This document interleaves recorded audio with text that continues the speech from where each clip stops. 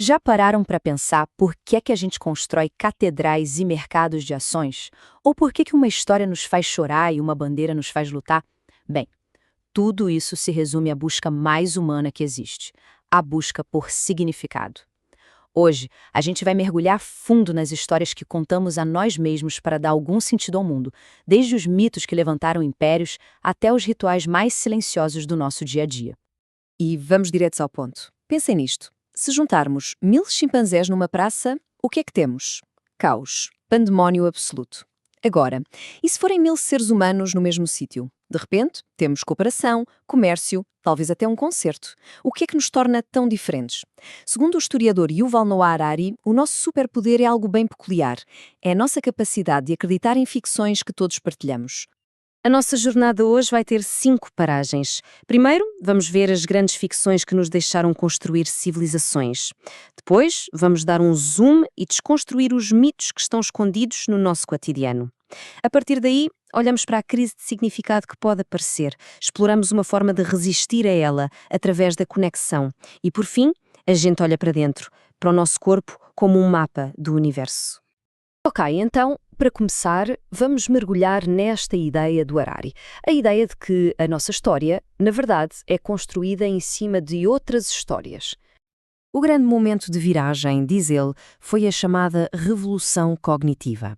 Foi quando nós, Homo sapiens, começamos a falar de coisas que não dá para tocar nem ver. Coisas como deuses, nações, dinheiro, direitos humanos. Percebem? É esta capacidade de criar e, mais importante, de acreditar coletivamente nestas realidades imaginadas que nos permite cooperar aos milhões. E como é que isto funciona hoje em dia? Olhem, por exemplo, para uma empresa como a Peugeot. O que é ela, afinal? Não são os carros nem as fábricas? A Peugeot é o que se chama uma ficção jurídica. É uma história em que todos nós concordamos e acreditar. E é por isso que essa história pode ter propriedades, assinar contratos e até ir a tribunal. É uma história com um poder, com um poder imenso no mundo real. E esta forma de pensar leva-nos a perguntas que viram tudo de cabeça para baixo. Por exemplo, Harari pergunta: fomos nós que domesticamos o trigo ou foi o trigo que nos domesticou a nós? Que nos convenceu a deixar a vida de nómada para trás só para cuidarmos dele, do nascer ao pôr do sol? O que isto nos mostra é que as histórias que contamos podem ter vida própria e que nem sempre somos nós que estamos no comando. Ok, então se o Harari olha para estas ficções numa escala gigantesca, a uma escala de civilizações, agora vamos mudar de perspectiva.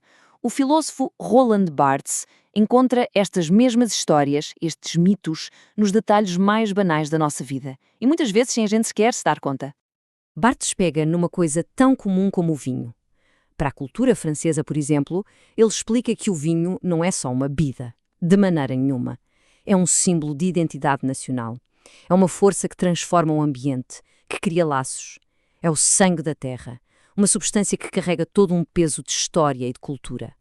E para a ideia ficar ainda mais clara, ele mostra o oposto mitológico do vinho, o leite.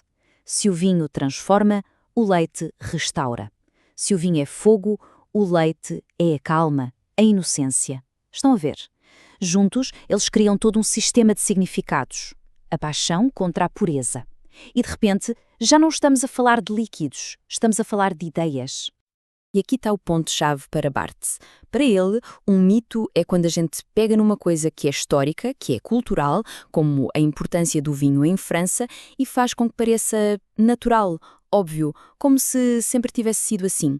O mito basicamente rouba o contexto político de uma ideia e transforma em senso comum, em é assim que as coisas são. E pronto.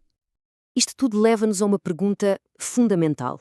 Se Barthes nos mostra que muitos dos nossos mitos modernos são construções, muitas vezes para nos fazer consumir mais, o que é que acontece cá dentro? O que é que acontece à alma humana quando as grandes histórias antigas, as que davam um sentido maior à vida, começam a perder força? Qual é o preço emocional que a gente paga por este vazio?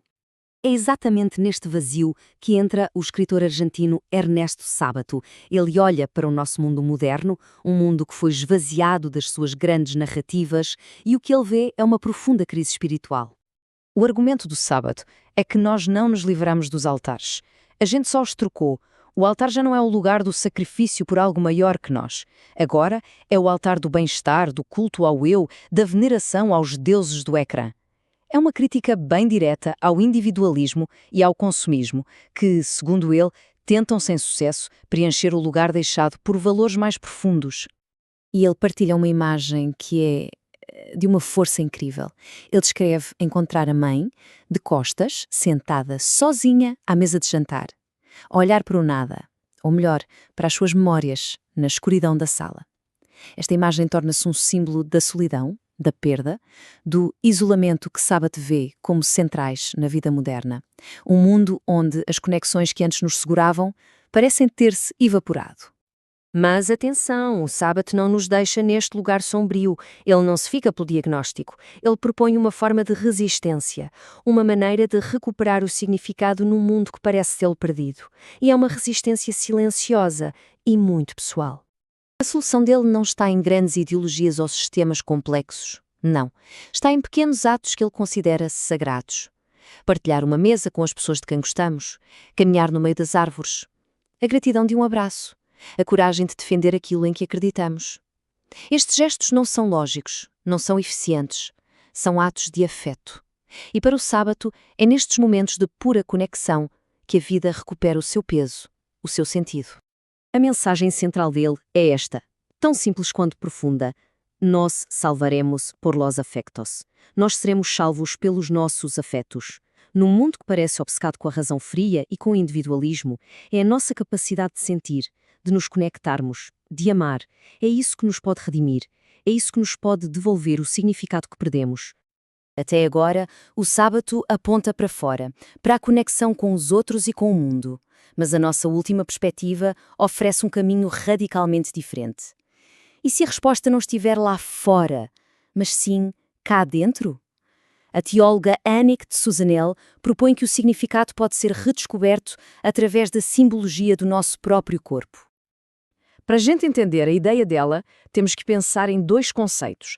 Pensem no Mi como o potencial puro, o silêncio antes da música começar, e pensem no Ma como a música a tocar, o mundo que a gente vê, ouve e sente.